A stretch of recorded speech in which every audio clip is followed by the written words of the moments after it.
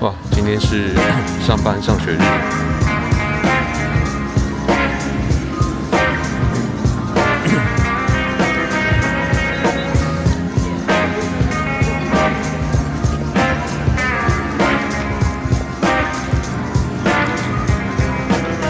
人潮不少。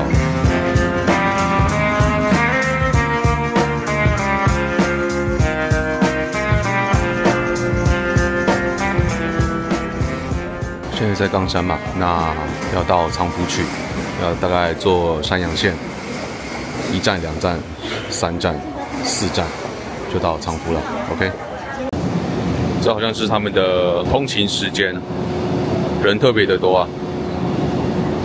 这是仓敷中心街的鸟瞰绘图，上面都已经锈蚀斑斑了。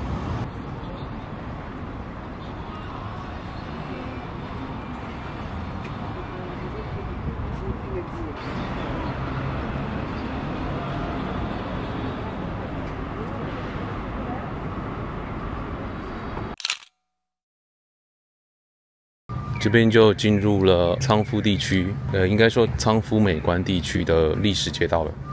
这边车子是不能开进来的。哇，进来之后就凉了一点，刚刚好热啊！看起来有些商店好像还没开始营业。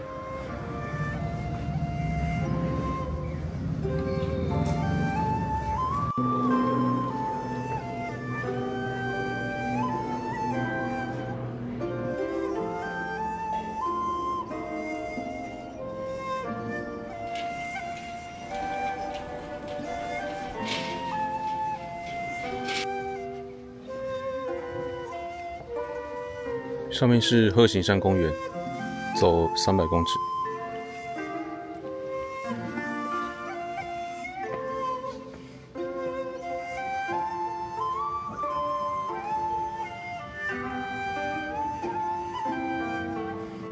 这是关龙寺，它是在西元985年设立的，是仓敷最古老的寺庙之一，已经有1000多年的历史啊。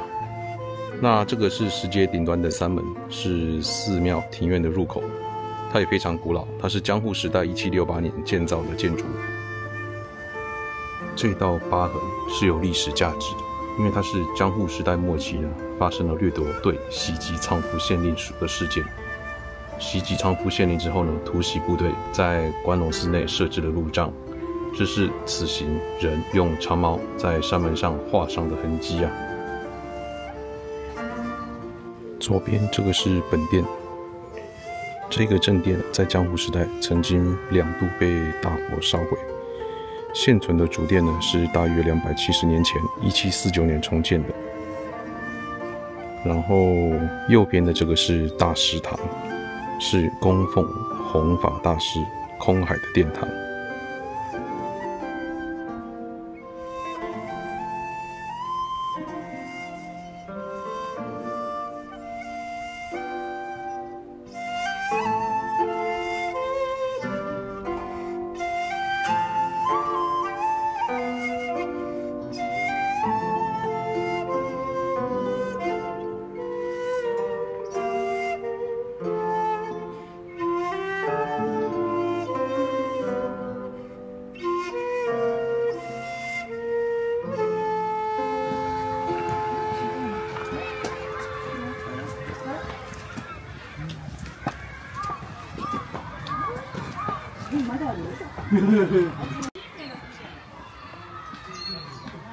有没有听到小学生呐喊的声音？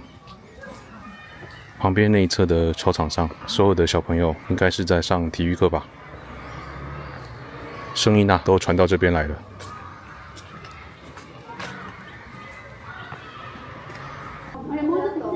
这边是画绘马的一个地方，可以看到远方的景色，还有天花板上面有几只很生动的动物。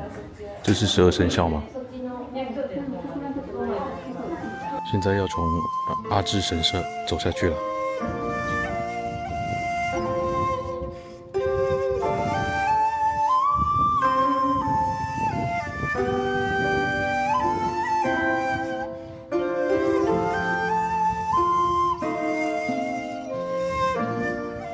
我是从关龙寺这边开始走的，从这里上来嘛，这边走一走，然后到这里看那片墙这里吧，然后再沿着这边走过来，然后就到这个阿智神社，然后走一走看一看，然后到这边来，然后从这里下来，再到这里，再到现在这里。这边是仓敷美观地区，应该还是在比较精华的地带。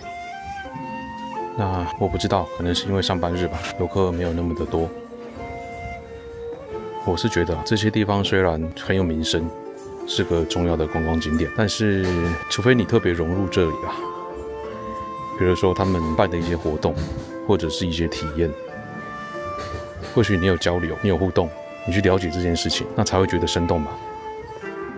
假设对历史也没有很大兴趣，对日文也没有太多的研究，那么来这边走一走，充其量也就是看看一些比较古老的建筑，比较日本风格的设计，会变得差异性对外来观光客来讲不是那么的大，所以觉得吧，往后还是需要找到一个来这种风格的地方参观的一些理由跟动机吧。这边有一个 I Love Museum， 我看的其实不太敢进去。这歌曲也是很复古啊，是我们很久以前听到的那种卡通配乐吧。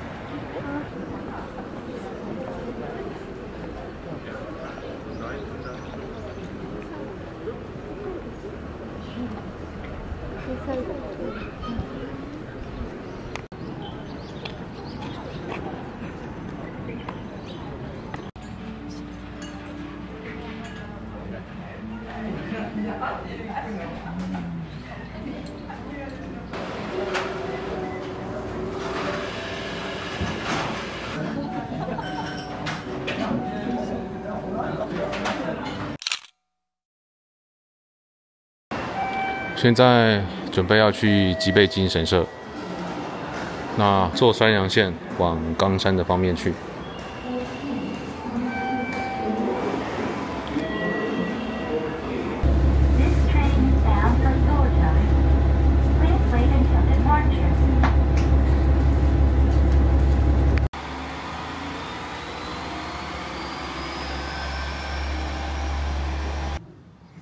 我们现在是在吉备津站，我刚刚在这边差一点睡过头，出来现在在这里嘛。备津神社是这一个，然后其实还有一个吉备津彦神社，这两个是不一样的地方。那这个距离就比较远了，所以我是要到吉备津神社。现在正往吉备津彦神社走过去，一下就到了。神社中祭祀的主神吉备津彦啊，是古时候朝廷派他去讨伐恶人的一个将领。那后来讨伐有功，后人为了感念他，所以呢就有了这个吉备津彦神社。它同时也是桃太郎这个传说中里面的这个原型。很宁静的一个郊区，然后远方山脚下的这些房舍啊，让我想起了京都北边的美山町。房子小小的，然后一排。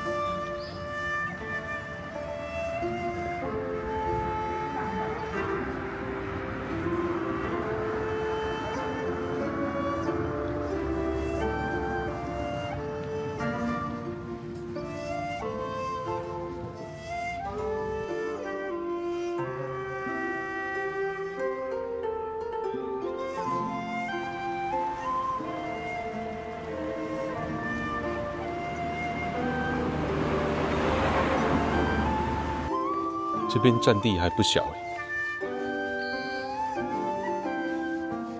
走完了长长的通道，再绕到神社的中间走。某一些地方比较有蚊虫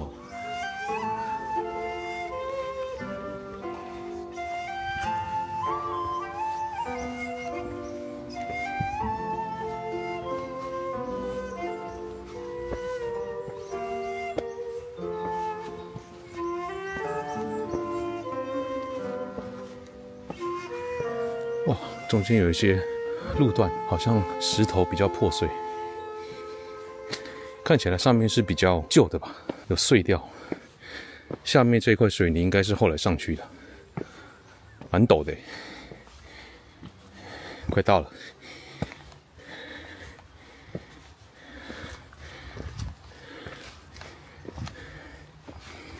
哇，盐山宫，来。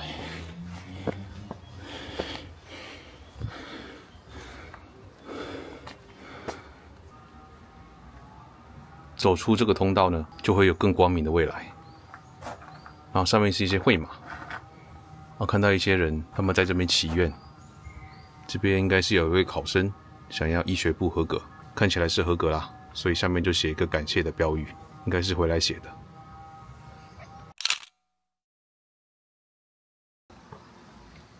刚刚我也去参拜完了，就是先投要捐献的钱，然后鞠2次躬。再拍掌2次，然后再深深一鞠躬，就完成参拜的仪式。享受都来了，祈求平安。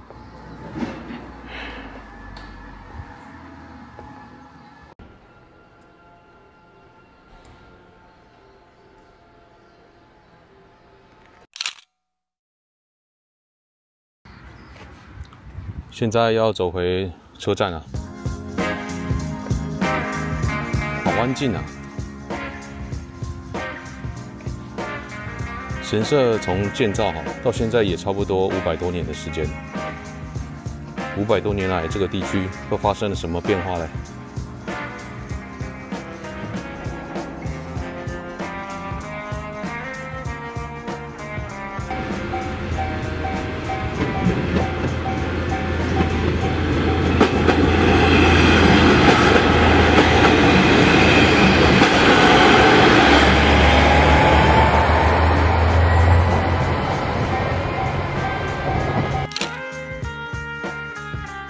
现在要从吉备津站进去了，这是一个超小站。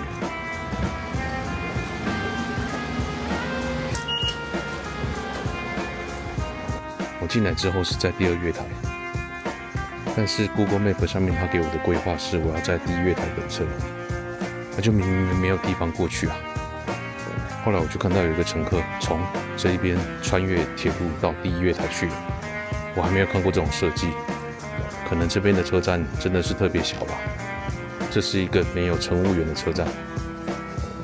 我刚刚看到 stop 就想说停下来不能过去了，结果不是这是要过去的方法。Stop when the alarm goes off， 警报响了就停，没响 ，OK。过来看一下，哎，过来了，就是这样，哇。不然我还真不知道怎么办。